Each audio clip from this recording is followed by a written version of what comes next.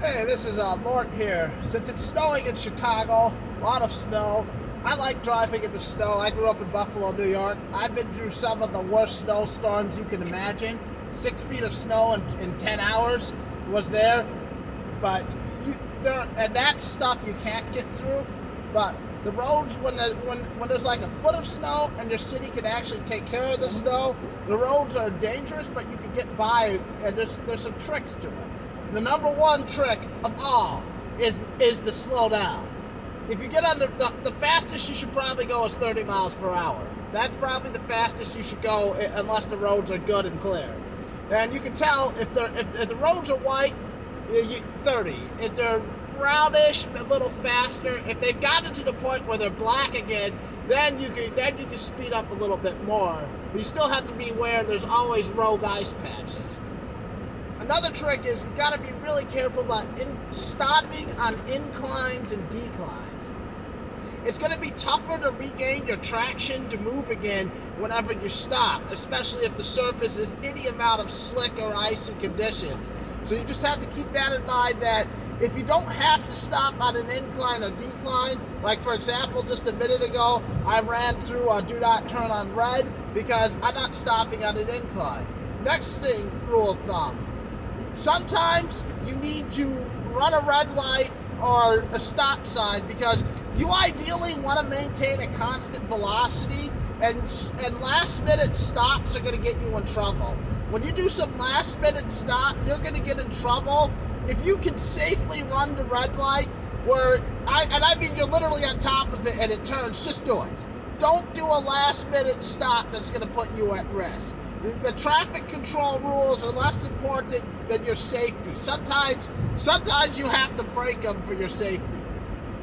Another great thing to keep in mind is when you normally drive, you do one acceleration, and then when that acceleration is done, you're at the speed you want. But when it's like this, every time you accelerate, you're likely to slip.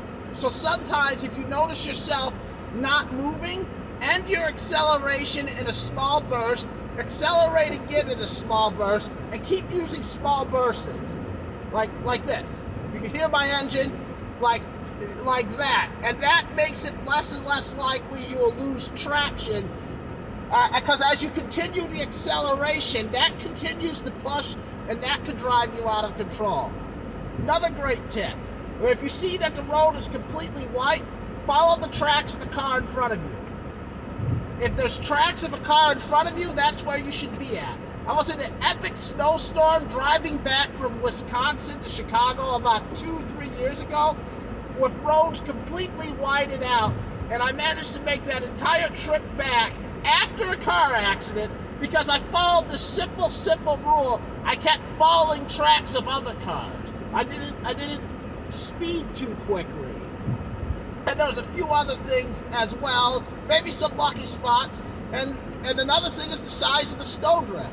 Before you park your car or make a turn, make sure the snowdrift isn't bigger than what your car can handle. I'm in a minivan. My car can handle a bit larger of a snowdrift than a regular car that's lower to the ground. But at the same time, when I make the decision to park my car or drop off, I'm not going to park in a giant snowdrift.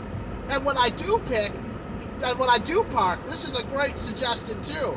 When I get to the parking space, I move back and forth 2 or 3 times and set the parking space. This way, when it's time to leave, I know my traction will be better because I tested it out and I packed the snow out of my way.